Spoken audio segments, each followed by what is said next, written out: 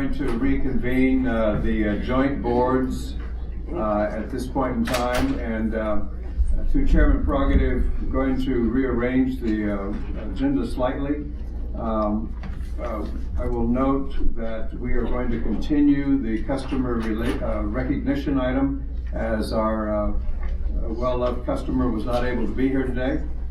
And so we will reschedule that for our next regular meeting, and we will move into the traffic consultant and revenue report at this point in time. Mr. Gallagher. Good morning, good morning. This month's traffic and revenue report, clicking up. What are we looking for? As usual, we're looking for the red bar to be bigger than the blue bar and above the green line.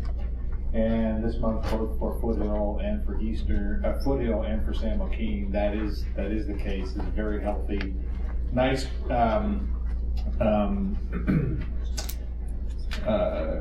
revenue and transactions on both roads. Pretty steady, steadily upward. Can I get the next slide, please?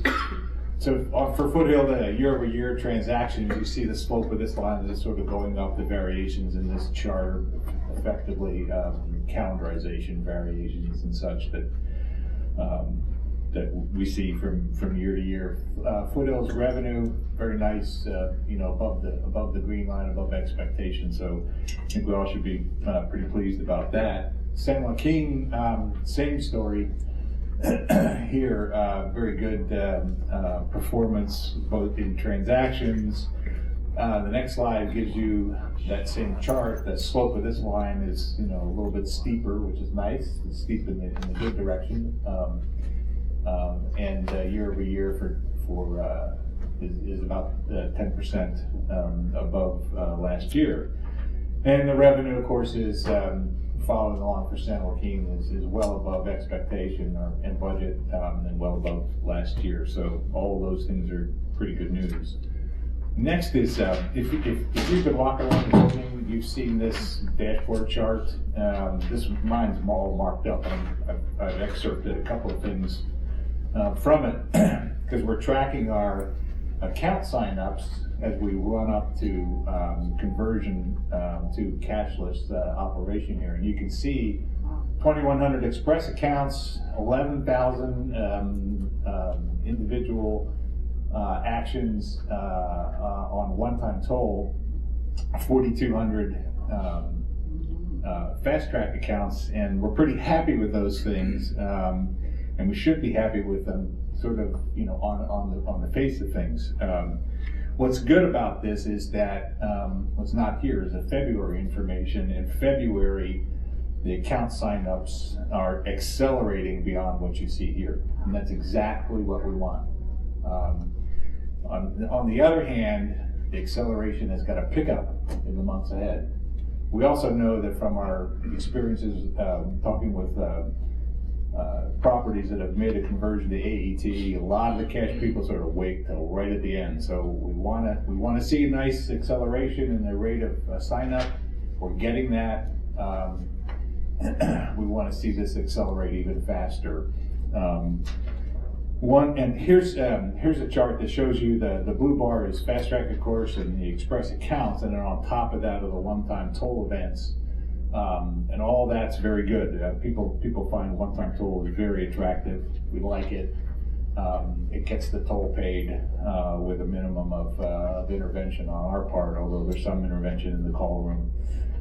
The sign-up chart, 20% invoice, 12% prepaid, 68% charged, right about where we expected, where we sort of laid out the financial model that we use for estimating what the conversion would be. So no problems with that. Excuse me, Joe. On the charged, do we anticipate a significant collection issue on that, or how are we dealing with that? Are we doing credit reports before they're allowed to charge, or? We are not. We have the ability to turn, if an invoice is not paid in a certain amount of time, we turn those transactions into violations and then proceed down the violation path. And all those things are made clear to people who sign up for invoice, right at the start. It's about right where we thought it was gonna be. Our estimates were about 18 to 20%, and there it is so far. So I don't think we're too concerned that we'll get way too many or not enough. The last thing that we want to show you, if you're walking around the building, you see our 3 thermometers here.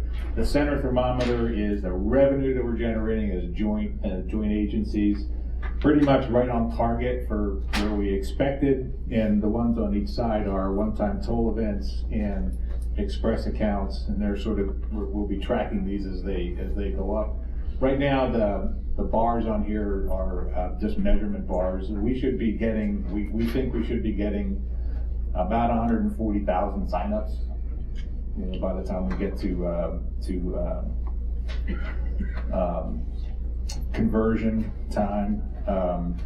As a matter of conversion, let me say that this weekend we're working at Windy Ridge northbound, and the weekend after that we'll be working at Windy Ridge southbound. That is the last major plazas, the last mainline plazas we have to do. Following that, we have 43 ramp lanes to do, and then we're sort of marching on toward making a conversion. On that matter, I think it's going to be important to announce the conversion date as soon as we can, because as we do that, we'll be able to drive people harder and faster and herd people towards signing up for an account, which is what we want. There's a couple things that have to happen, before I can advise the CEO that we should make an announcement. First thing is, we have to get a firm schedule on the fabrication and the install plan for the overhead signs as part of the project.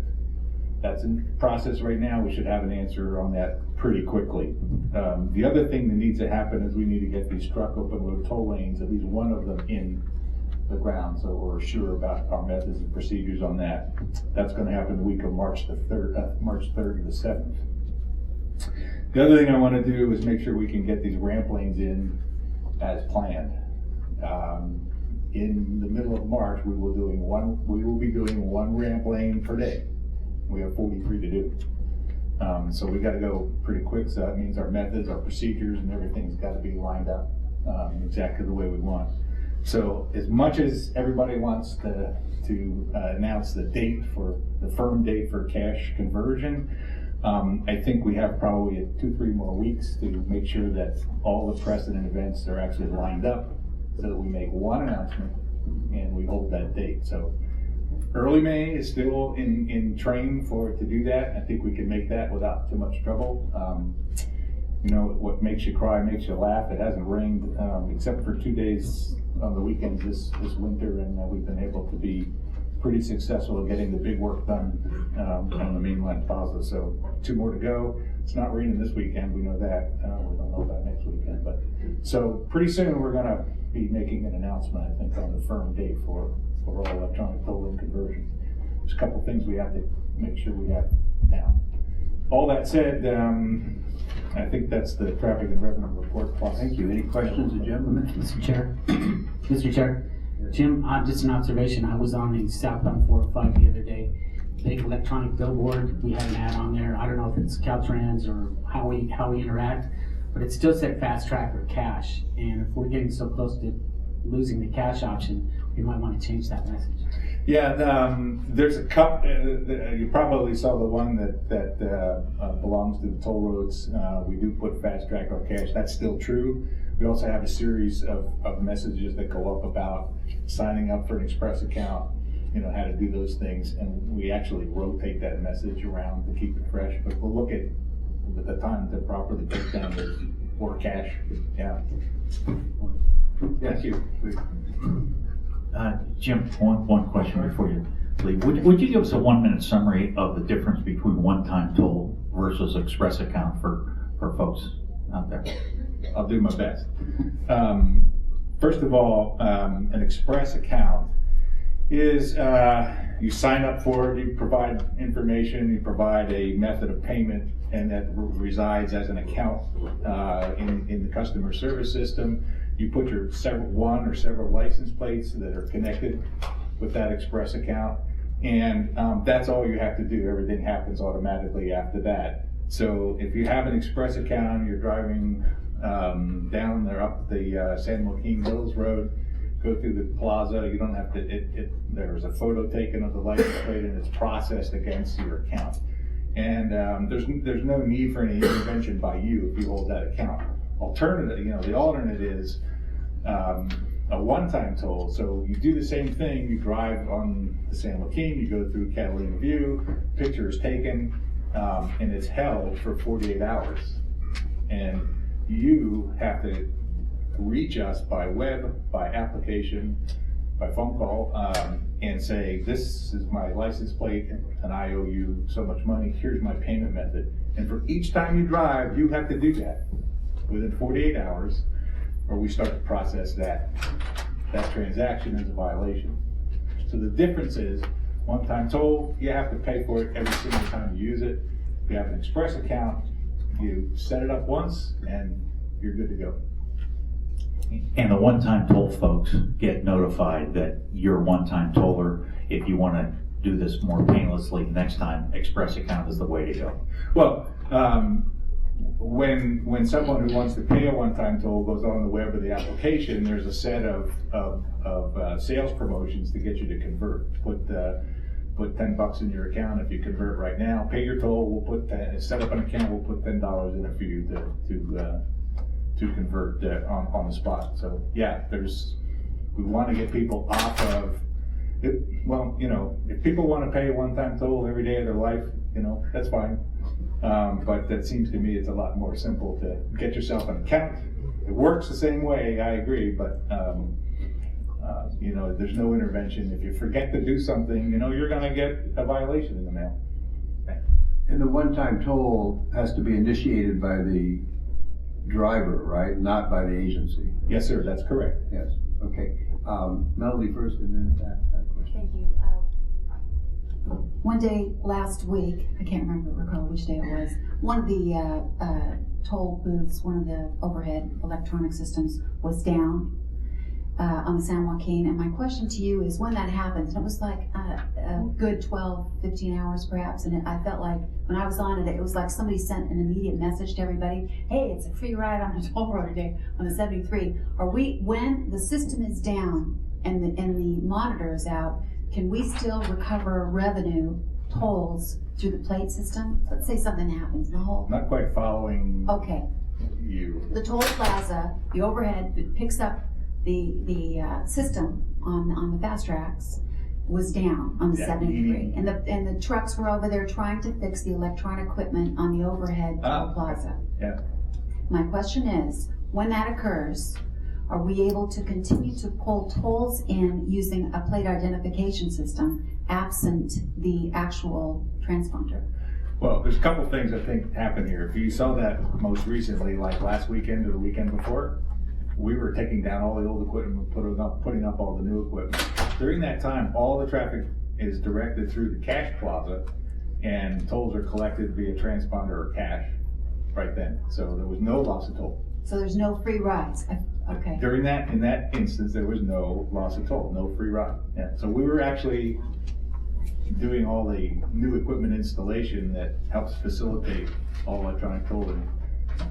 Last weekend at Catalina View southbound, weekend before at Catalina View northbound. So that's perhaps what you saw. Right, I did. Thank you. Dr. Bates? Jim, I was wondering, you may have covered this in the many presentations, I just can't recall, if changing from transponder to an express account or license plate, does that provide any financial impact, positive or negative, to our bottom line? What we planned all along was to enter into the electronic tolling with fast track toll set at the fast track rate that you decide, and the license plate toll or the express account toll set at the cash rate at the time.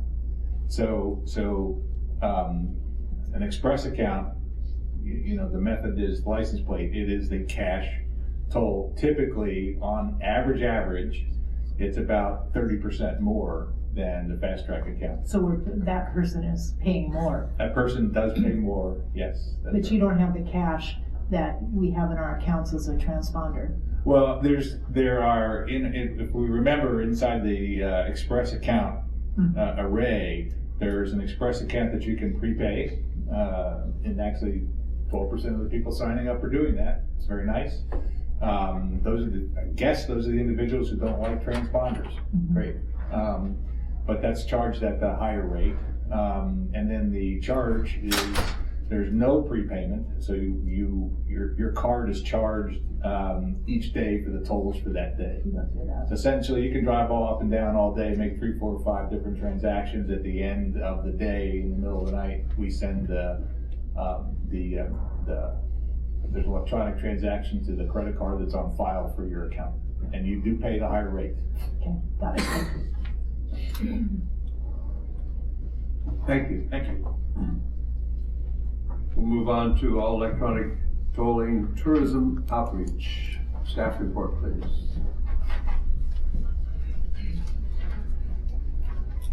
Good afternoon. Just real quickly, sort of piggybacking on what Jim was talking about regarding the one-time toll, we'll kind of give you a little brief overview of what we're doing for the tourism and the hospitality industry. The tourism industry is obviously an important segment in the Orange County market. We receive quite a few tourists we like to call them visitors, into the market. Last year, and actually annually, about 42 million visitors come into the county. It is, driving the economic engine of the county at this point right now, and helping in the recovery. So part of this discussion related to the conversion to all electronic tolling is making sure that our visitors are getting a good experience in Orange County, and that we're dealing with a lot of those potential one-time toll people. They don't need an account, so they're going to, we still want to invite them onto the roads. So the hospitality and the tourism industry is really an important segment for us to communicate a lot of our changes. So one of the things that we did last month was we put together an initial visitors or tourism kit that contained a number of pieces of information targeted to different people within the industry. And it contained an overview of what is going on with the changes with all electronic tolling that was intended to reach people within the industry, hotels, visitor centers, just giving them a blanket explanation of the changes. And then we also separately had a packet of information of things that we wanted for them to share with the people that go onto their websites and visit their visitor centers and chambers and things like that. So it included a map of some of the destinations, and we also suggested, where to post it on their website. And some of the counties and the visitor centers have transportation areas within their websites. So it was the initial information sent out to the industry, and we're actually asking for feedback from them on ways that we can extend this communication. So in terms of one-time toll, it is an important element of our overall revenue and our conversion. We have the ability to pay the one-time toll not only on the website, but now with the mobile app, consumers can actually go wherever they are. They don't have to stop and go to a computer. They can go and pay a one-time toll with the mobile app. So we're trying to make it a little bit easier for them. They'll see the signs on the road, and then they can either use the mobile app or go to the website to make the payment. So the communication and the outreach that we've been doing just so far is meeting with the Orange County Visitors Association. We had a nice meeting with them last week, and had a nice presentation concerning giving them an overview of the program. I don't know if you're aware, but Orange County Visitors Association was a separate visitors organization than the Anaheim Visitors and Convention Bureau. We are now joining forces, and so it's a bigger, broader group of people that are communicating to visitors and offering communication to the industry. We did send the kit out to the visitors, Orange County Visitors Association. There will be an annual tourism conference on May 7th. We will have a booth set up there. I believe about 600 different people in the industry are there. We attended the Orange County Concierge Association last week, and again, this is another way to reach the concierges and explain the program to them. We heard back that there have been several other people within these organizations that have already disseminated a lot of the information either on our website or out to the hotels and chains within there. So we will continue to work with them on that. And then we are working with airports and car rentals. One of the things that we're in the middle of creating is something like these little brochures that can be distributed not only at the airports but in hotels. and it'll have a chock full of information on how to use the roads and showing the destinations. We'll be working with the airport to increase the signage. We're requesting to have these lobby banners by the baggage area and the car rental area, and making sure that people know how to use the roads. We'll be working with Where Magazine, and not only are they a publication that's distributed in a lot of the hotels, they actually, this is probably more valuable to us. They distribute a weekly newsletter to concierges in the Orange County area, but also have a database of concierges that we have access to. And so they are the only source in Orange County that has all of the concierges' names, so we have an ability to communicate ongoing with them. So they have a newsletter that we can participate in too. So really reaching out to the industry and asking for their support to spread the word, but any ideas that they have, we're willing to make adjustments on that. So Thank you. that's it. Any questions? I have a question. Yes. So, as far as a rental company, can they put like all their license plates on one master account, and then when a person rents a car from them, they can use the toll road, and then it gets charged to that account, and they just add it on the customer's bill? The way, I probably should hand it over to Bill, but the way that the car rental, we're working with Avis and Budget right now. You want to? Because the sign here, just says they're not equipped with a fast track transponder, and the renter is responsible for all toll violations. Doesn't really say how they can pay it. They can't use cash now. Yes, this is I would call this under the opportunity section. Some of the signage at the airport is not so favorable, so there's some opportunities for us to. Yeah, that's kind of why I took the picture too, because I wanted to make sure that we had better signage at the car rental area, encouraging people to use the road, not necessarily to, some of the other ones were saying, like really big, we do not have fast track. And in a way, you could sort of consider that as a courtesy to the customer, because they're I'll say it in a positive way. They're saying they're advising the customer that their cars do not have the transponder, which is good information. But we still want them to use the road, and obviously as a one-time toll account. Well, if I saw that sign, I would stay off the toll road. I don't want a $50 violation. I totally agree. It's like the signage is not favorable. Any further questions? Question about the branding program. Is there any ability to, as you look at the signage, it's factual, but it's not necessarily alluring.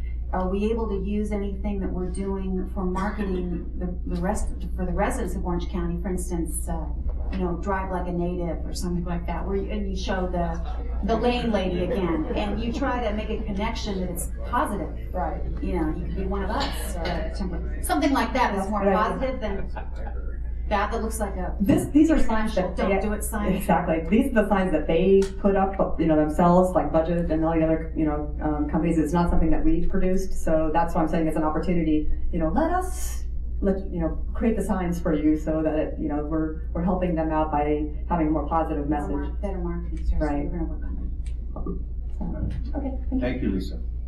We're going to employee recognition.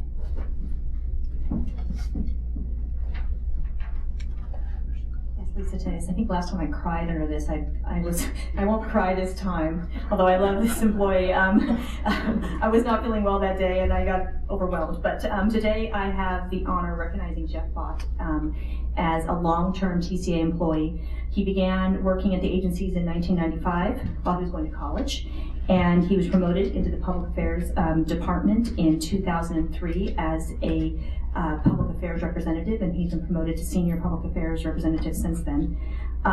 His focus is community outreach. Those of you in South County, I'm sure you know him, but not everybody is in South County, so I want to make sure he's recognized. He primarily focuses on South Orange County and Northern San Diego County, speaks to organizations weekly, and manages the information center that we have in San Clemente. He spent so much time in San Clemente talking about the toll roads that he finally moved there, so he is a San Clemente resident. Jeff has been a loyal employee and a great storyteller. He makes his toll road presentations informative and entertaining. He's also an accomplished piano player, a comedian, an international traveler. He has acted in several TV commercials in the past, including one for Campbell's Soup and Ryder Trucks. And he does impersonations. And while he will deny this, I am pretty sure he can impersonate half the TCA staff, so beware.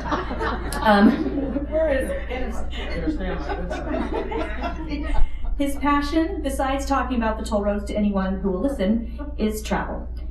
He speaks German and has been to 30 countries and has acted as a personal European tour guide 50 times. He usually returns from a trip with a story about running into someone who has driven in Orange County, so they end up talking about the toll roads and how to complete the 241. So today, but he does not expense those trips, just want to make it very clear. So today I am proud to recognize Jeff Bott for his ongoing service to TCA and his consistent commitment to the agency's goals, and I'm glad I got some laughs because he keeps us laughing. So, come on.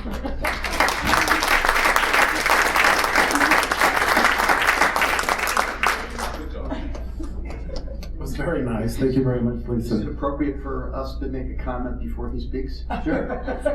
Mr. Everett. Yeah, what I wanted to add to that is not only is he a good citizen within the TCA as a TCA employee, but speaking on San Clemente, he's very involved in a lot of things. He comes to the Rotaries, stands for a cause, and acts as a judge. Pretty humorous at times. I have no dance experience whatsoever. And Big fraud. and he's very active in the chamber. He's active in the community, and that's just a plus for the TCA. I think it's great. Congratulations. Thank you very much, Director Jim. Delgado? Yeah, I like to add that Jeff is at everything I go to, and probably a lot more things than I don't go to. And, you know, a special badge of honor for going to Friday morning coffee chat, because that can be, you know, 50, 60 activists that always have good discussions, and Jeff's there just, you know, spreading the good information and talking really well. You're at all the community events. Really appreciate you seeing you there. With a certain price, yeah, he will do that. But Right. thank you, Jeff. Thank you, Sam. And Director Rude? Well, Jeff, my feelings are hurt. I haven't seen you around Mission Viejo very much, so hello, a little bit of love, all right? You're not feeling the love, huh? No, not at all, not at all. And I would like to see some impersonations. I won't even pick the people. You just do it. No. I wouldn't dare. I wouldn't dare. Lisa. No, I just want to say thank you. It's a great honor, and I thoroughly enjoy my job. The best part about it is being in the communities. It's a lot of fun. It's such a challenging project with the 241. The majority support it, and those that are opposed, they have their own reasons. But my favorite part about working on that project are people that come up and whisper their support. I totally support this project. Love that. But, Well, in Mission Viejo, they would be openly yeah, that's supporting it, okay? That's great. So thank you very much for the honor, and as a proud recipient of growing up in the TCA daycare program, I appreciate the opportunities that have been given me. I was a college student, working in the office room, running the mail, but it was the years we were building the roads. And at our old building at Sandpoint, the supply room was right next to Lisa's department, the public affairs, and they needed a lot of extra help.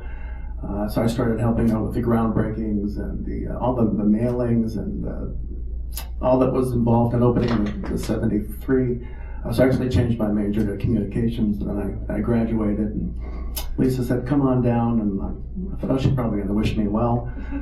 And she said, you've been here throughout the entire history of building these projects, even though it was an administrative level, so stick around and help us build Foothill South. So I really appreciate what she's done for me, and that's just been a fantastic experience working here. Right. I think Director Bartlett had a comment. I just want to say thank you so much. You do such a great job, and I love having you out there in the community. And we've got our Festival of Wales events coming up. And one of the constituents had said, well, are we going to have the TCA guy? You're known as the TCA guy in South Carolina. So, yeah, the TCA guy will be down here too. So, thanks. Thank you very much. Thank you.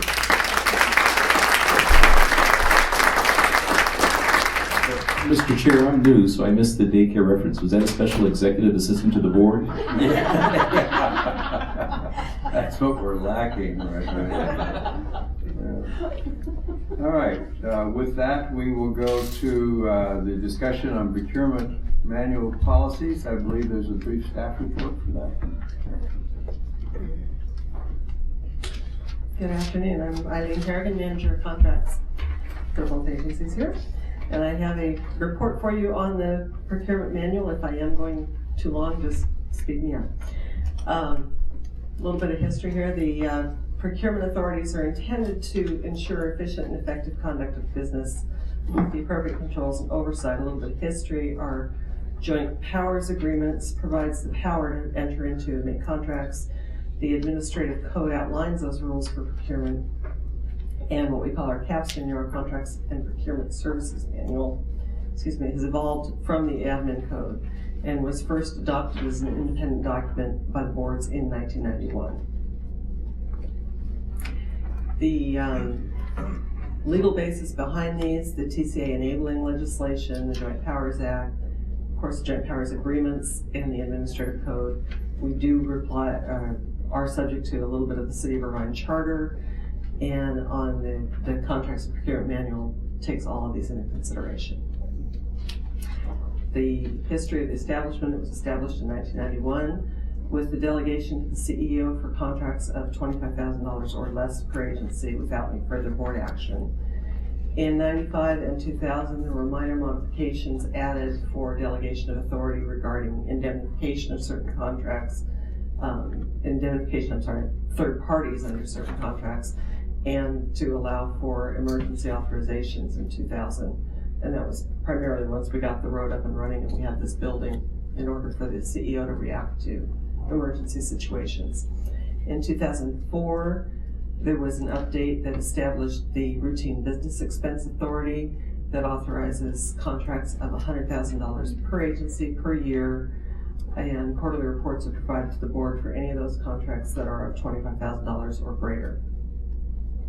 In 2010, there was a comprehensive review done of the manual that pretty much it added some clarification on authority related to contracts for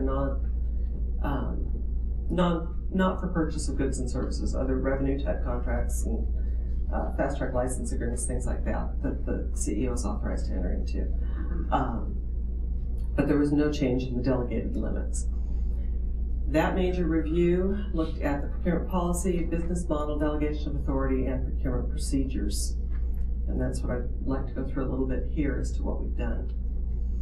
The policy under the manual has been and remains to be that we will seek maximum competition in our contracting activities, balancing that with timely completion of the projects, accountability to the public and bondholders, and to maintain some flexibility to effectively manage our contracting activities. Business model of the agency has always been and remains that we maintain a minimal staff, that we competitively procure our services. This allows us to manage fluctuations in workload. We seek the best value for the agencies and the public, and we routinely review and negotiate all of our contracts. Our procedures, we will select through invitation for bid, request for proposal, or through a simplified acquisition of seeking simple quotes. Our basic is to go for a term in a project or a term of a contract specific to that of the project, or if there is no specific project related, it will go generally 1 to 3 years with options to extend. And we review no less than every 3 years for potential reprocurement. Under our allowable methods, competition with award to the lowest responsible bidder, that's the IFB, the competitive negotiation, generally RFP, or selection among those with demonstrated compliance to the agency's need, which are also negotiated with limited and sole source, so that falls into that. For a procurement by competition, the scope is generally clearly defined. It's not subject to mini brooks, which requires selection by qualification for certain disciplines. Then if the project is estimated to be greater than $25,000, we do a formal process on it, issuing an IFB. If it's less than that, we will seek 3 quotes and go from there at the selection. And the award is to the lowest responsible bidder. For a competitive negotiation, it's generally consulting professional services. We're contracting based on demonstrated competence, qualifications. We will negotiate to a fair and reasonable price. and price may be one of the factors that we consider. For limited and sole source, the manual restricts us to emergency situations, specialized work, standardization of equipment if we have to buy specific equipment to match other equipment being utilized to maintain same maintenance programs and such, and it's only a single source. There is a requirement there on contracts that are for per diem and travel expenses only, where services are not compensated. And then, in the best interest of the agency, we look at the project cost versus cost to procure and what's best for the agency at that point. Any limited or sole source procurement needs to be justified by the technical staff. It goes through their executive team member for approval. I review them for approval, and ultimately it is at the CEO or the board, depending on the level of the contract. Justification considerations on any of these types of contracts or for extension of existing contracts. We look at the project timeline, technical expertise, demonstrated service, reliability, professional recommendations. We're really reviewing that consultant to see whether or not it's reasonable, and also at cost and what is in the best interest of the agency and the public. In the delegations themselves, the CEO is authorized up to $25,000 per agency per contract without further board action. They also have the routine business expense authorization, and those are classified as general services, leases or purchases, professional or consulting services, supplemental to support staff. Contracts for those must have a 1-year limit. They may be renewed after that 1-year limit under the same, but at any point in time, it's a 1-year commitment. It has to be within the approved budgeted funds, and they are routinely reviewed for competition to ensure that we are competing the services. On the Foothill Eastern Agency, the chairperson has authority through an annual resolution since 2008, excuse me, whereby contracts regarding legislative support and legislative strategy within applicable budget limits. Why was that put in only for that agency at that time? I'd have to go back to the justifications for it. It was the board's selection to put that in place. But does that exist for the San Joaquin or just the Foothill Eastern? No, it's only in the Foothill Eastern Agency. Well, as a contracts administrator, what was the rationale for putting that exception only in for the Foothill Eastern? My understanding is it was for the ability to do specific legislative work, quick basis, and it was granted to the chair to be able to do such work. When you review those contracts that are led under that authority, do you verify that that authority that's pursuant to resolution which limits it to legislative support or legislative strategy matches the scope of work as described in the contract that's eventually led? I review it to my expertise, but I rely on the technical representatives and the chair at the staff that's presenting it and the CEO to confirm. Have you ever pushed back on anybody thinking that maybe that contract isn't appropriate while you've been here at the agency? I don't recall any end of that authorization that I pushed back on. Were you comfortable with the Gray Davis contract? Yes. Okay, just to clarify, I think that the Foothill Eastern Board granted this chair authority because there are many occasions where since 2008 we've been encountering some of the opposition groups and some of the legislative things that have come up that we needed to have a very quick turnaround and focus on a specific individual or firm to get some of this work done on a very short-term targeted basis. And we needed a very quick turnaround with regard to approval on this. And we didn't want to wait until the next board meeting because we just have monthly board meetings and we needed something on an approval basis done very quickly. So I think that was one of the reasons why we implemented this chair authority for the Foothill Eastern Board. So Madam Chair, did you just say, let me correct what you just said on the record. You just said that this was implemented in order to act quickly and also increase authorities that wouldn't have to come back to the board pursuant to the contract maybe? Well, it was done based on, it would be over the $25,000 CEO limit, and it would be kind of on a as needed basis per contract. where we needed to get something done quickly and get it authorized, and we didn't have time to bring it back to the full board because we have monthly board meetings and something needed to be done, and made a decision very quickly to get this individual hired or firm hired to get this work done. But you used the word opposition, that it was done because of opposition. Well, I'm just giving you a blanket example, a hypothetical example, of things that were occurring over the last number of years, because this was implemented in 2008. So give me an example of something that had to be done because of opposition to the work of the Well, foothills. it might have, to give you just a broad example, it might have been, we were hearing that there might be some legislation that was passed that would adversely affect the future of the agency or the toll road, and there were individuals that we could contact and retain to help rebut that effort. So that's just a broad example I can provide to you. Could I ask a question? Just briefly.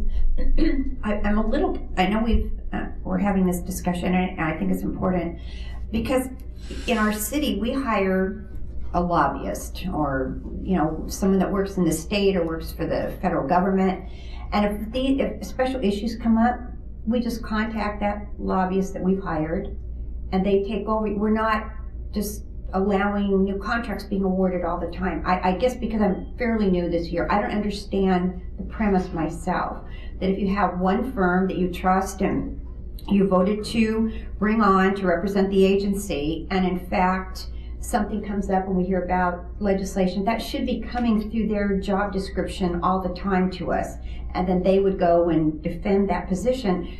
I don't understand why we're going out to authorize on more and more contracts. I don't understand. It doesn't make any sense to me. You know what I'm saying? Maybe you can clarify that. Okay, and I understand your position completely. With regard to the different lobbyists and consultants that we utilize here, it's for a specific purpose. And where we get into situations of hiring some additional individuals or firms for a specific purpose, it has to do with relationships, where there's a certain need to get something accomplished, and someone who has that expertise that isn't with our current consulting or lobbying group that we work with, and this individual might be with another firm that we haven't dealt with before, but they have a specific great relationship working with someone up in Sacramento or Washington, D.C., and we're going to be able to get things accomplished through this individual or firm that we would not otherwise have an opportunity to do by working with our current firms that we have, just because relationships mean a lot with regard to efforts that are done on behalf of the agency. Well, let me ask a question on that. Let me take, this board's been provided a spreadsheet of about 27 plus contracts. And under your theory, we have to be nimble, we have to be quick, and we may have to jump over some candlesticks. So let me talk about Gable, which is the first one on the spreadsheet. It started as $20,000 in 2007, and now it's $517,000 with 9 amendments. Never's come to the board, and it's been signed by you and other chairs of this board. So how is that nimble quick?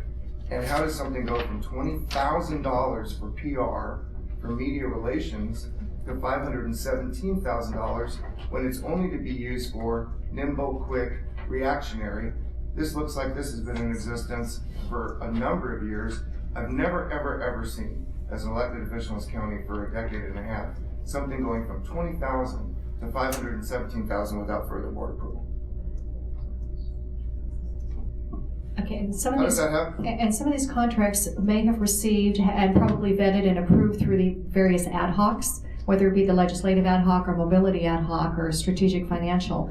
And some of these contracts started where we had a specific need, and as that need grew, we just continued with the consultant who was doing great work to continue on that same path with regard to outreach or a number of things that we had needs of the agency. I understand your answer. So even though something isn't coming to the full board, it doesn't necessarily mean that there was not approval. We brief a number of things relating to the agency through our ad hocs. And that's why we don't have to bring the ton of contracts in and tons of things that go on at the agency to every board meeting, because we're able to vet and get approvals for various things at the ad hoc stage. And then the things that need to be brought to the full board, we certainly do. Madam Chair, let me ask Ms. Harrigan. The procurement manual, the latest version of the procurement manual is 2010, correct? Correct. Okay, so I have the latest version. The CEO has $25,000 signatory authority pursuant to the procurement manual. There's only one exception to the CEO's signatory authority of $25,000, and that is this resolution that was secreted in various budgets, including June 13th of 2013 for this board. And it indicates with the approval of the chair, not a committee, not an ad hoc, not after a publicly noticed meeting, not the full board, the chief executive officer is authorized to execute contracts with appropriate consultants regarding legislative support and legislative strategy, providing that such contracts do not exceed the applicable budget limits for such activities. And honestly, when you look at it, you'll see that there's an agenda item today. There are no limits. The CEO is free to move millions and millions of dollars within categories, although there is a caution that shouldn't exceed $100,000 a year. So that's with respect to Gable. It grew from $20,000 to $517,000 pursuant to the signatory authority of the chair. If you look at Canyon Strategies, which you're familiar with, that was to develop strategies to achieve approval of project alignment on the 241. That was only approved by a resolution. And the resolution is this authority that you have, Madam Chair. That contract grew in 2012 from $27,000 to $198,000 and has never come back in front of the board. It's all been done by signatory authority. So your rationale that we're doing something because of the opposition, but we have to be nimble and quick, is not consistent. It's not squaring with me. And the reason, let me make it clear, I put this on the agenda today. I appreciate the staff's presentation. I'm glad that somebody told me there was going to be a staff presentation. I'm glad there was. I agendized this as my item because as I, like all of you, got the universe of contracts left by the CEO under $25,000, and I started to look more closely at these contracts, it came to my attention that there has been numerous contracts repeatedly exercised for increases. I mean, monumental, unprecedented, and unchecked increases, way exceeding any authority that I can see in the procurement manual. That's now done by CEO authority and by resolution. But now you're saying that, hey, it went to a committee, so we don't have to follow the procurement manual. There is no exception in the procurement manual, no exception for going to an ad hoc committee for authority. And then lastly, let me ask you about the Gray Davis contract. So according to the spreadsheet, we hired Loeb & Loeb, which is the law firm that former Governor Gray Davis is aligned with or employed by now. And in that contract, that started out as it was a $27,000 contract. So according to the procurement manual, Mr. Peterson or Mr. Margrove, whoever at that time, as CEO, has a $25,000 signatory authority. But by going to the chair, they can add any amount they want. And the Gray Davis contract was let for $27,000. Now in that contract, $2,000 over the CEO's signatory authority, it required your signature to get over the hump. And when you look at the Gray Davis contract, it can only be approved by you if it supports legislative and legislative strategy. And when you look at the scope of work for the Gray Davis contract, it says it's for legal advice and counsel and relates to certain oversight and regulatory matters. Nowhere in the scope of work does it mention whatsoever it was for legislative. And it exceeded the authority of the CEO, and so you signed that contract. So I'm really curious how in the world we're signing all these contracts when I had no idea that the CEO was signing this many contracts. I think this adds up to about $750,000 just this year alone, and now the rationale you're providing is not even consistent with the procurement manual, and it's not consistent with the board resolution. Well, rather than debate this on the dais today, what I would recommend, we're following policy that was implemented in 2008, which was a number of years ago. Perhaps it's time to revisit those policies and procedures, and I might suggest formulating yet another ad hoc, maybe a procurement ad hoc, to take a look at this specific item and come up with a recommendation that the board can approve. As the San Joaquin Hills was not involved in any of these discussions, I would certainly echo the desire to form an ad hoc and look at policy. It seems to me that from what I'm interpreting your comments, that you are displeased with the policy that exists, and if that's the case, I think it's very appropriate to review that policy, especially since you say the policy has not been reviewed since 2010. You know what I think, just on that note, and then I know other directors want to speak. Based upon my review of this contract, and based upon what the chair just told us, the resolution that was adopted, I wasn't here. I was here for 6 years, but in between the time I was here the first time and the time I returned, in 2008, I wasn't here. I was gone in 2002. It is clear to me that that resolution was passed for one reason only. It was to utilize the chair's signature to increase contracts and hire people so no one would know. In my opinion, based upon my review of these contracts, this was an incredibly abused resolution. There are hirings in here that some people may have known. Apparently, there was a mobility ad hoc where people are informed of certain things. I'm now on it, but I wasn't on there at the time.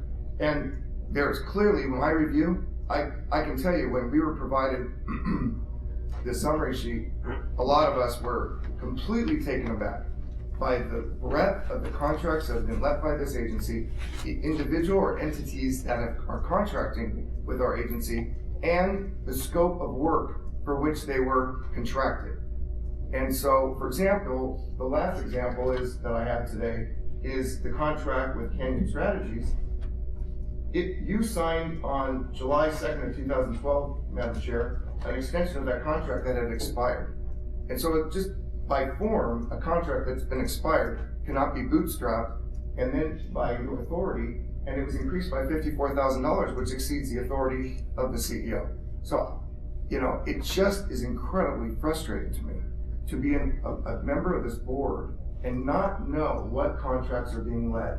The policy is not being, apparently it's followed with respect to CEO, but then once he gets to his $25,000, he's utilizing the chair, and in your words, it's to assist to offset the opposition.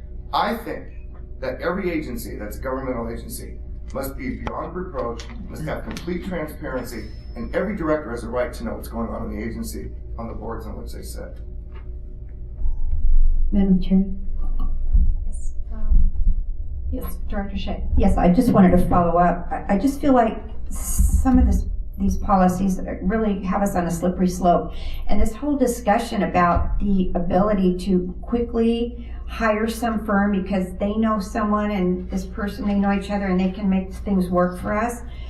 I mean, this can get way out of hand. I think if you have one or two firms that we work with and they can bring someone on to facilitate under their contract something getting done, but to allow us to just be hiring people at will, we could have lists of 50, 60 people because we know this person, we know that person, we're bringing all these people on. I think this, again, it's not an attack on anyone, it's just to say I think we do need to relook at this.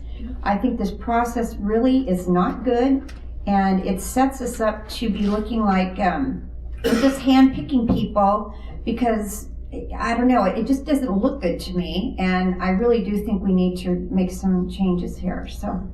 Okay, and that's why I would recommend formulating a procurement ad hoc to address these issues since this policy went into effect in 2008. And I can tell you, it's not, it's not as though we've got, 100 contracts that were let under this provision. They're very, very few and far between. They're very short term. The one contract that Director Spitzer mentioned, I think it was 3 months. So some of these contracts are very, very short term. Some of them do get extended, but they're for specific purpose. But we're not letting out a numerous amount of these contracts. 50, 60, 100 firms out there. They're one here, one there. There's a lot of them that I've seen. I wouldn't suggest they're just one or two. And we're looking at a lot of contracts that are duplicating each other over and over and over again. Okay, well I think it falls into two categories. One are the contracts that are under the CEO authority of $25,000 and less. And then the other category is contracts that fall into the other category of greater than $25,000. Well, even if they're under 25,000 and there's 15 or 20 of them, to be duplicating effort over and over, I don't care if it's for $500. I don't think our agency should be operating in that manner. So I do believe that this looks really serious to me, and I think we need to deal with it. And that's why I think we need to revisit this policy and formulate a procurement ad hoc we can take volunteers for that ad hoc and let them take a look at everything we have in our procurement process to revisit, all of the policies and procedures that we have in place and get something back to the board that we can vote on and that we're all comfortable with on a moving forward basis. I'm volunteering today. I think Director Ming has a comment. Thank you very much, Mr. Chair. I have two questions. One, I serve on the San Joaquin. I want to be absolutely clear that this clause does not occur in the San Joaquin, because if it did, I would be removing it right now today, because I don't think this clause makes any sense for us to have on the books. So I just wanted to confirm that we do not have this clause in the San Joaquin. That is correct. Okay. Can we remove it today? Yeah, it's agendized properly. But that would be something that the Foothill Eastern would have to do, because again, it's not in my board, so I just wanted to make sure of that, first of all. And secondly, do the ad hoc committees that we form have signing authority? Because when we form ad hoc committees, I do not remember giving them any authority to approve contracts. I remember that authority. We give projects and little tasks to ad hoc committees. They do their research, they do their work, they come back to the board and report. It seems to me like there is no authority at ad hoc committees to sign. I just want to confirm that's the case, because if there is authority, then I don't want to form any more ad hoc committees unless I understand what authority is given. So is there authority given to ad hoc committees? Yeah. Okay, thank you very much. Supervisor. Thank you, Mr. Chairman. A couple of things. First of all, whoever's on the ad hoc committee, I think it's important. Look, if there's a slide of mud or something that's on the freeway and for some reason it's not Caltrans issue to resolve it, of course you want the general manager to be able to take care of that. What I think is being missed here is these are not contracts of an urgent nature to deal with something that's sort of facing us today. There's been a huge rain event and you've got to deal with it, or there's been a bad accident and oil spilled off to the side of the road and you got to get a special contractor. These are sort of ongoing, sort of death by 1,000 cuts. A lot of this stuff, this is all public relations, lobbying stuff. None of this stuff is of an urgent nature. None of it is of an urgent nature. It's just flat out being abused. And I think we need to address that in whatever manual we deal with, because none of us need to come to a meeting on an emergency basis to do the right thing if there's mud all over the freeway, or we'd all have to make up the incident. But I think you get the point. The other part of it is, look, it's very frustrating for me to serve here, to say the least. But this notion that committees resolve board approval is a fiction. Many of you are on a lot of boards. I assure you at best we're tied. I sit on a lot of boards. That's all I do. And there's no board I've ever sat on anywhere that capitulates its authority to some committee. Just the very notion is totally ridiculous. At best, the committee does the laboring work because we can't all be there, and then you bring it back to the board and you have a discussion. That's how it works everywhere. We're all in government at some level. So I don't know what happened in this little bubble called the TCA. There's a lot of sort of behind the scenes stuff. I regularly feel like I'm not being apprised of what's going on. There's some great reason, evidently, that I'm either not being told, I don't need to know, I don't subscribe to it, it's offensive, it's probably illegal, and we need to knock it off. One of our problems as an agency, for those of us who actually want to focus on building a road, is people don't trust us. And I just want to suggest, as a member of the board, I don't blame them, because I don't trust us half the time, and I just sit here and zip my lip in the corner and typically don't say anything, but at some point I've reached my limit. I'm tired of the secrecy. I don't ever want to be told, nor would I as the chair of the Board of Supervisors and the OCTA, that any of you from any of these boards don't need to know, don't have a right to know, shouldn't know, don't need to know yet. That's ridiculous. It's untrue. Every board member has a right to know everything all the time. Nobody's expecting you to call us all every night, but we got to get our act together. Because this notion that some of us are allowed to know and do things that others aren't, we all have an equal right here. Some of us do a lot more work than Sean Nelson does. Thank you. It's greatly appreciated, and I mean that. But when it comes to authority and signing off, we're all in this together.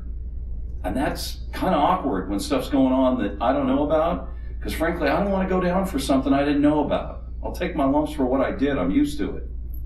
But I don't want to hear about this after the fact of all this nonsense going on that I couldn't know about unless I had time to send out my own public records requests. I'm a board member. I don't need to send public records requests here. At least I didn't think I needed to.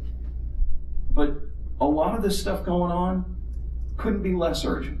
We got contracts signed on an urgent basis to go monitor city councils for things like checking out whether they're talking about electronic monitoring. I think that's what all you are supposed to be telling us. Are your city councils or your areas having concerns? Why would I pay a consultant to do that? And it sure as heck isn't urgent, because last I checked, I already voted on electronic tolling, all electronic, and we're not going to change that anyway, unless the board changes it. So I'll be quiet. Thank you for indulging me. We are just regularly off base, and this is a perfect example of a very good idea just gone totally haywire because it focused on all the wrong things. Thank you. Madam Chair. Yes, okay. I'm going to make a motion that this resolution that was created in 2008, that we rescind it, and second. Okay, today we can vote on it. Let's talk about it. But I also want to make sure it's really important we deal with facts. Okay,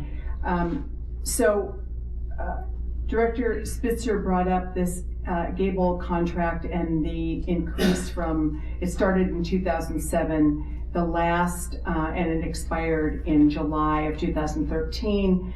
And it started with $20,000 original and ended up at $570,000. I think all of us would have a problem with that. But I think we have to make sure we understand is Chairman, our chairperson here did not increase this to $517,000. So I don't want there to be some people to go out of here tonight or today and say, oh my gosh, a chair or a board increased it dramatically.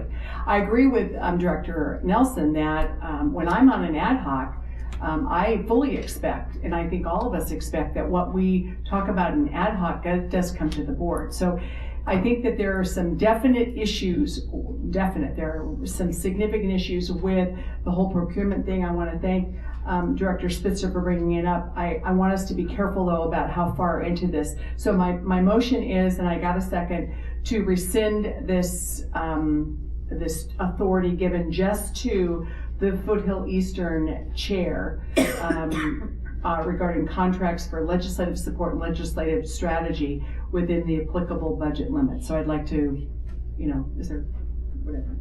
I hand it back to the chair. Okay, I guess my recommendation would be to create a procurement ad hoc and have this resolution be part of the discussion at the ad hoc, because there were specific reasons why this resolution was put through in the first place. An example would be, we found out through the legislative process one year that there was a potential spot bill that was going to be passed by the legislature, and we needed to counteract that, and we needed to do it very quickly. And in order to do that, we needed a chair sign off to get the dollars appropriated to get this work accomplished, because we had to do something very quickly before the end of the legislative session. So these are the kinds of things, and like I said, they are so far and few between. This is not something we sign off on a weekly basis, but I would highly recommend, but there are specific purposes for this, and I think we need to revisit that through the potential procurement ad hoc before we would think about just going through an outright rescinding of the of this particular resolution. Madam Director Monahan. Thank you. I'm not on the Foothill Eastern Board, but the question I have, this is a joint board meeting, so I don't know that we can do that motion at this point. That would be something you would have to do on your board only, correct? That is correct, yes. This is the joint board meeting. Okay, and then, thank goodness I'm not, because then I have to be involved in this. But I think part of the problem, and we're focusing on the policy, I think that's great. I think the committee's great you're talking about. But it's not just real policy issues. It looks to me, and it sounds to me, and we're kind of glossing over part of it, the policies just aren't followed. Routinely not followed. And I think that's what the bigger issue is. And we have to find a way to make sure whatever we change, that there's going to be ways to make sure it's followed or certain things happen. Thank you. Director Shea? Yes, could we turn to our attorney, and can you respond to this motion if in fact we have to wait and suggest it? Because my idea would be to rescind this, have the committee, and then fix it if we need to and bring it back and reinstate it. I think the matter is properly agendized. I would point out that since you're voting on essentially amending a budget resolution, that would require a vote of 2/3 of the board members, so that's 10 votes. But that's not an issue. I think it's an President voting. No, it's 10. It's members. It's a 2/3 vote of the board, not president voting. To do what now? To amend a budget resolution. This is a budget resolution. And it's only the Foothill Eastern Board. Those of us on the San Joaquin are just watching this transpire. That's correct. I don't think we have. But Russ, right now, we are in session as a joint board. I understand So your that point. motion needs to wait until the Foothill Eastern, correct, George? I don't, because the Foothill Eastern Board has convened, they could hold a separate vote on that particular motion. I don't think there's any problem with doing it. Okay, I'm fine as long as you say it's okay. Madam Chair, are you going, Lucille? Go ahead. I was going to ask how many members of the Foothill Eastern are still here? 11.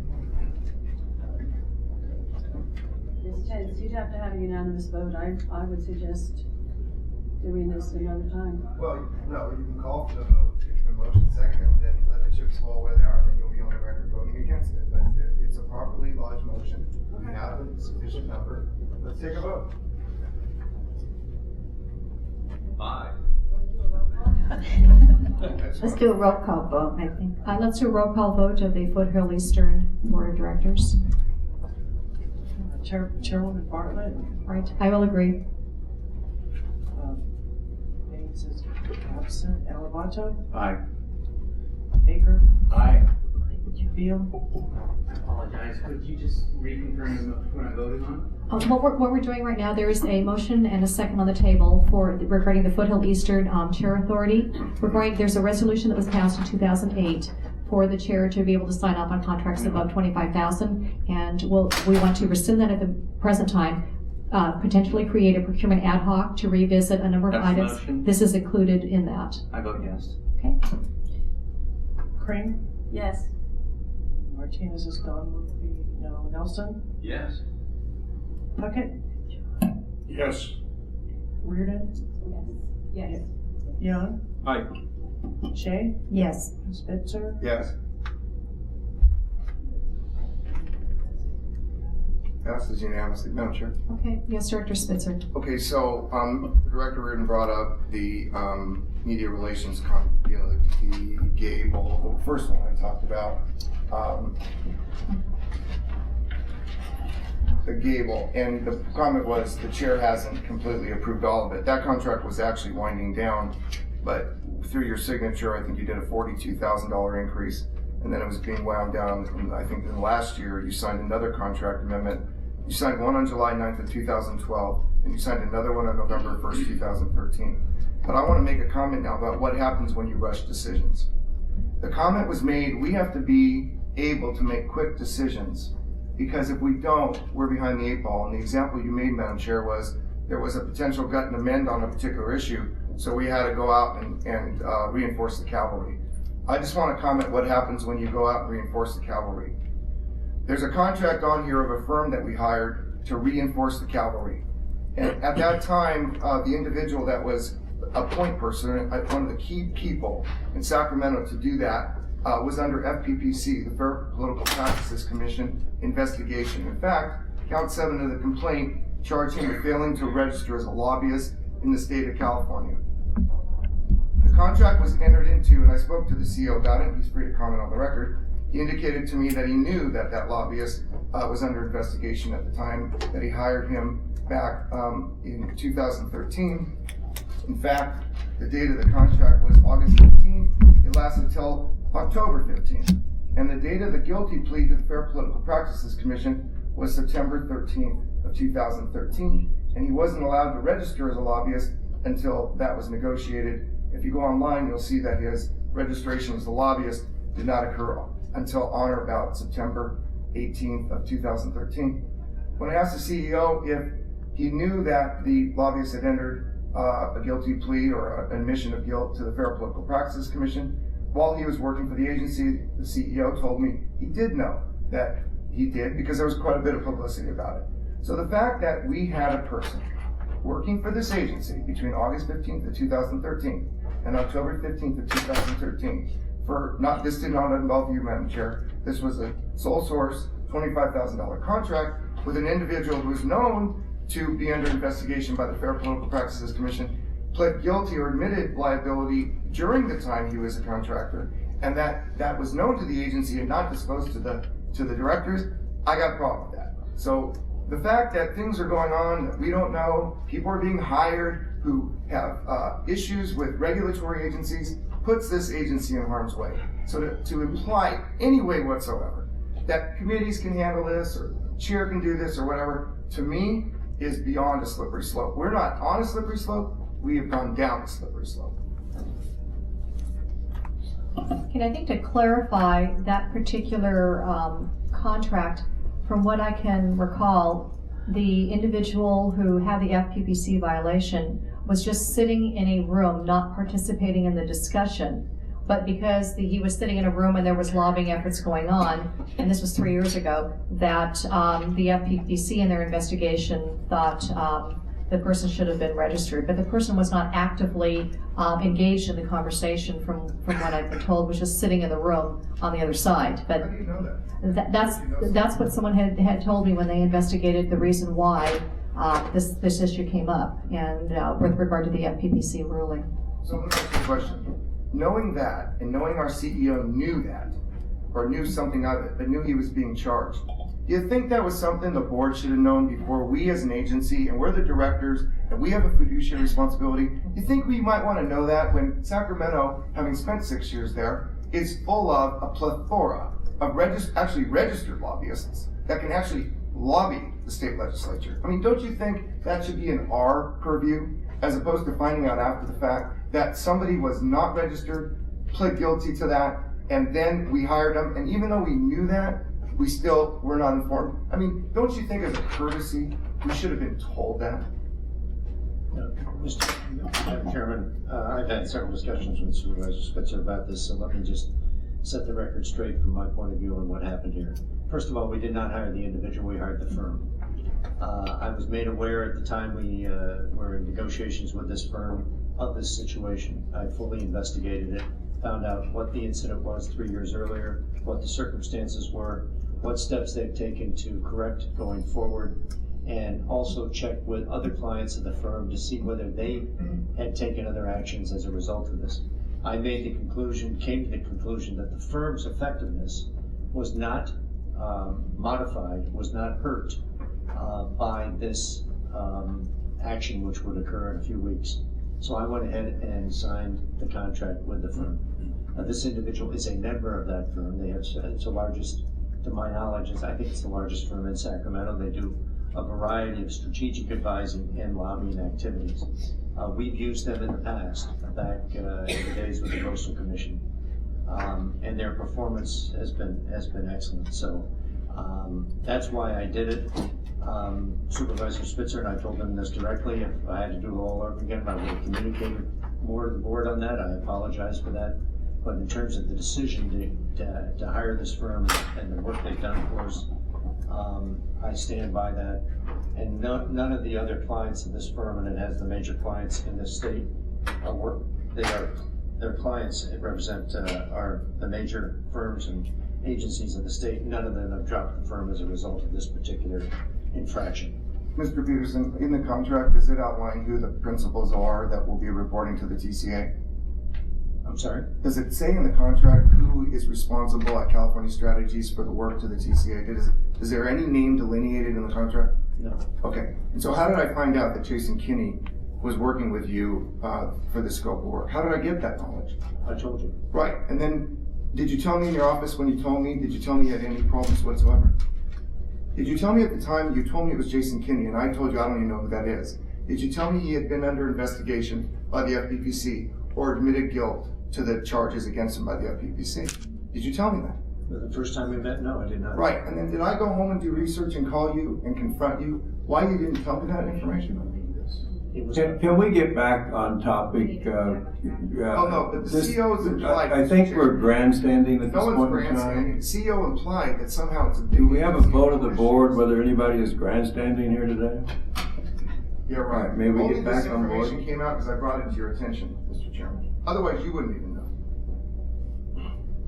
What I'd like to do is recommend that we create a procurement ad hoc, and volunteers, if you want to send me an email if you're interested in serving, we can take a look at all of our procurement policies and for both boards, and we come up with a policy that we can craft for one board or the other board or both in general and bring back for a vote and then be able to move forward. But I think we've had a lot of great discussion today, but I think it's time, it's 1 o'clock, it's time to move things forward.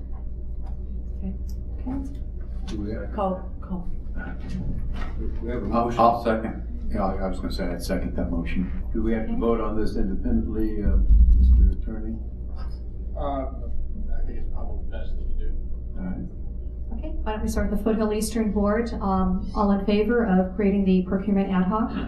Aye. Aye? Aye. All opposed? No. Okay. You should do it out in front of the public. What are you talking about? The procurement ad hoc is to look at all of our procurement policies and practices and create something that works for the board and for the agency. And we'll be coming back to the board from the ad hoc for review and discussion and a vote and approval. So it will be very open, very transparent, and the full board will vote on it.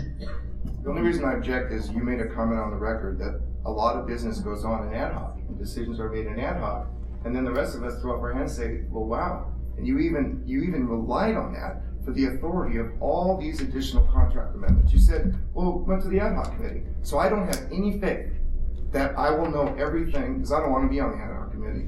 I want to hear it in public. This discussion, it's not complicated. This amendment has been, this procurement manual has been amended all the time. All of us deal constantly with procurement issues on all the various agencies and councils we're on. So this isn't complicated. The fact is, the recommendations are not complex. They don't need to be changed significantly, but there are definitely some areas which are significantly abused. It doesn't take an ad hoc committee to do this work.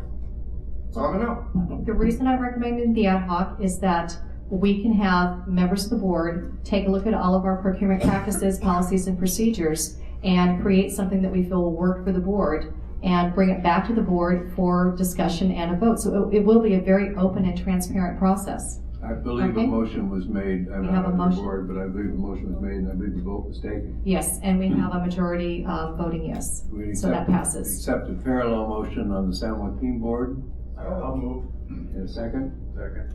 All those in favor of that, please signify by saying aye. Aye. Is there anyone opposed to that on the San Joaquin board? No.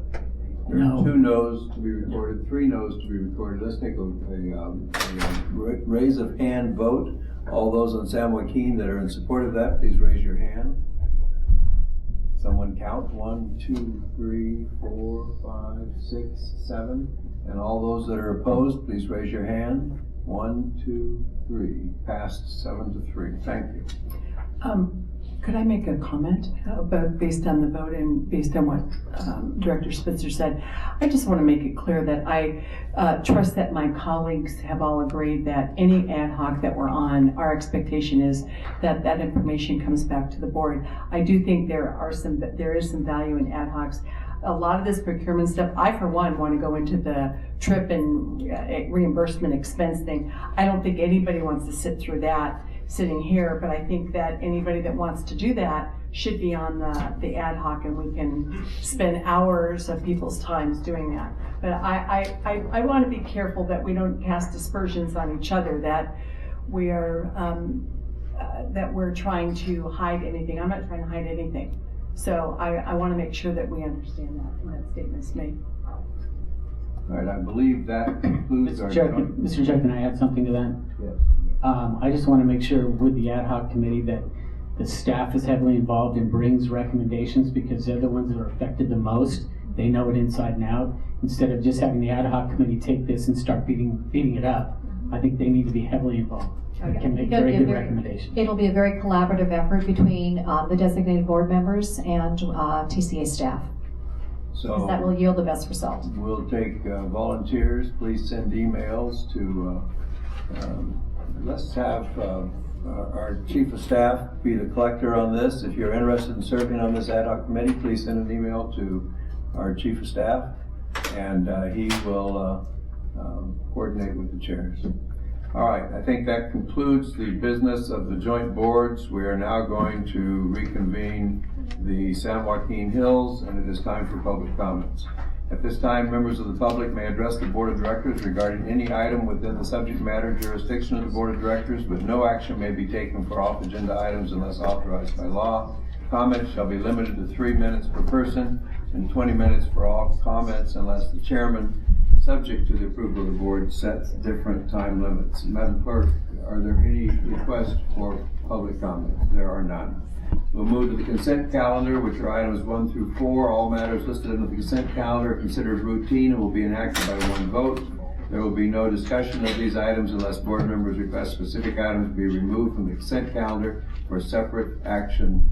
Are there any board members that wish to remove any of the items 1 through 4? Mr. Chair, items 3 and 4, please.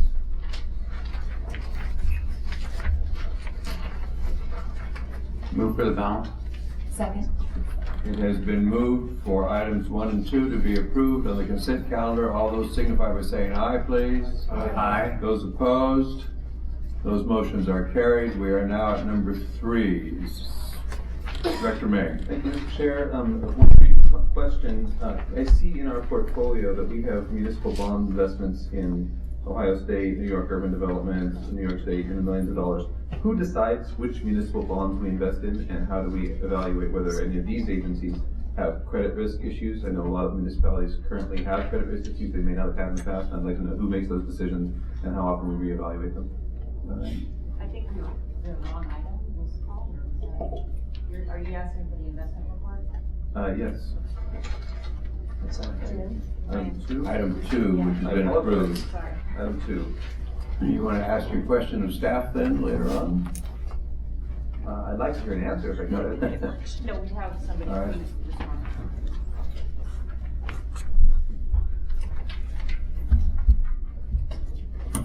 Yes, my name is Diane Farson. I'm the manager of Treasury Operations. I do the weekly investing for the agencies.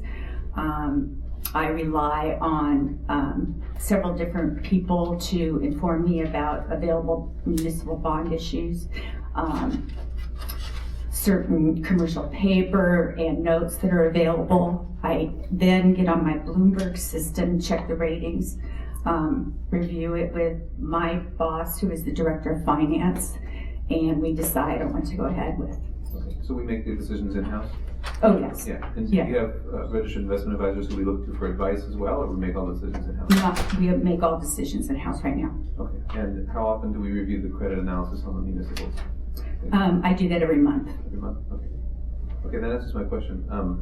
I have one other comment that is actually really more toward the holdings of the Foothill Eastern, so if any of you want to ask a question, I'm actually a registered representative. I'm a 763 licensed broker, and I don't know exactly what the RFCO strips are. There's a whole page of them, and I think somebody ought to ask the question, but that's really a Foothill Eastern question, so it's just a free. If anybody wants to ask, every time. And I'll move that item for the San Joaquin. All right, item number 3 has been moved. Is there a second? All right, all those in favor of item number 3, please signify by saying aye. Aye. All those opposed? Thank you. Item number 4, Director Mayor. Thank you very much. This is the insurance broker services. This goes to do with the procurement process question we just had a minute ago. And I had a couple of questions about the details of this. It says on report number 10, page 2, that the staff issued a request for proposal for insurance brokerage services. I only see 2 respondents. How many people did we send the RFQ to, or RFP to? Howard Mallon, Director of Finance. Hi, Howard. We put out a notice on the website for responses, and those were the only 2 responses we did receive. Okay, did we actually contact any firms or affirmatively mail out something to some of the large insurance brokers? I just know there's probably a number of people who would have bid on this if they'd known it was there, and it looks to me like they didn't know it was there. To my knowledge, there was no direct contact. We did receive some questions from 1 or 2 other entities, but they decided not to bid. Okay. Is it our practice to affirmatively request people to participate, or at least to notify people out there of an RFP that comes out? Thank you very much. It is our practice at this point to issue to those vendors who have requested to be on our interested vendor list. Those 2 firms that did respond are on the list. I think there may have been a third that we sent to, I don't recall offhand. And then we posted our website.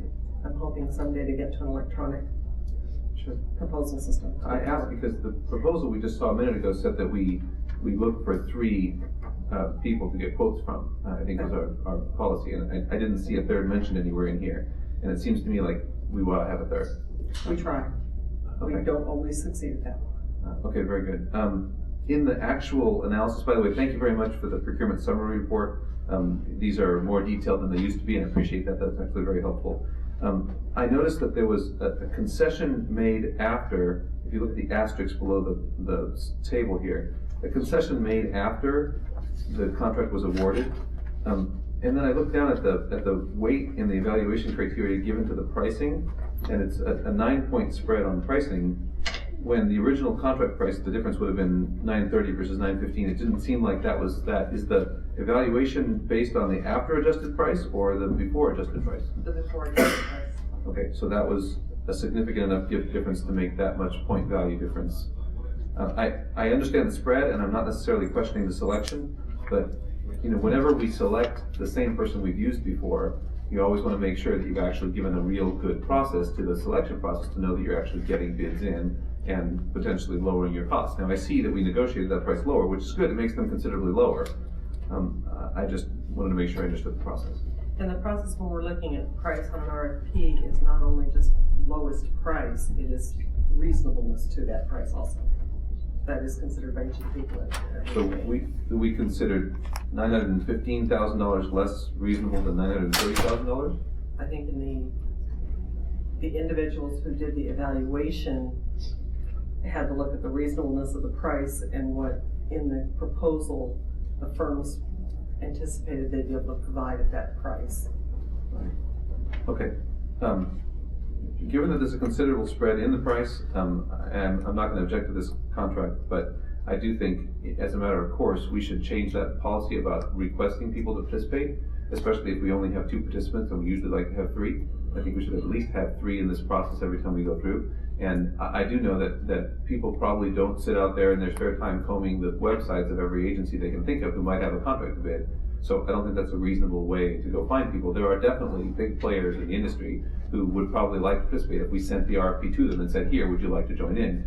And it creates the impression that we actually want those people to participate as opposed to an impression that we just want to keep the person who's been doing it before, and that's not the impression I want to leave. So I'll move the item as it is, but I would like in the future for us to make a policy change, or maybe the ad hoc can discuss that too. But I think if we're going to really be doing RFPs, we have to do real RFPs and ones that actually get I have respect. a comment. Yeah. But if our policy says we're gonna do 3, and in this case we only did 2, that's not a good precedent for I following agree. our policy. Maybe we ought to go back out and get another one, unless this is an emergency, because I can't believe we can't go in some kind of resource and look up 10 brokerage houses and just send RFPs to them. I don't think it's that hard. If that's the motion to send it back around, I'll second that. That's Mr. Chair. If I could comment first, we did actually send it out to 6 firms. We only received 2. I just heard we received only 2. Okay, we actually did affirmatively send it out. Oh, I We did can always only 3. I thought it was 3. I didn't recall. I wasn't personally on that one. And Howard said he looked back. We had actually sent it to 6. Well, I find it confusing, if I may, the original statement was it was just posted on the website. And now we're starting to say. That's our standard practice. This particular procurement, I don't recall offhand what it was done several months back. I personally don't remember exactly what we sent, and Howard indicated he reviewed it and said we had sent it to 6 firms. Can I just ask a point of clarification? Christine, I think what you said, Eileen, that posting it on the website was in addition to going out to. It was not the only way. He said, I'm sorry, Well, that's why she took over, because he was probably giving us erroneous information. Well, Our practice is to send He's it out finance, to- she's procurement. Our practice is to send it out to all those on our a list of interested vendors, and to post it on the website to try and solicit additional proposals. We do try and seek out as many as we can. In this instance, Howard went back and looked. Apparently, we sent it out to 6 firms. It is not unusual for us to send our procurements out to multiple firms and receive only a few proposals or bids. No, I've heard that and I appreciate that. I'm just saying we're getting mixed information here, so it makes it really confusing of what, we're supposed to understand. We have a motion on the floor. I'm lost. I'll withdraw mine since 6 sounds reasonable, but I had initially heard only 3 and you got 2 back. I didn't think that was reasonable, but 6. Do we have a quorum? Where did everybody go? Yeah, where did We're looking for Jeff San Patton. Joaquin.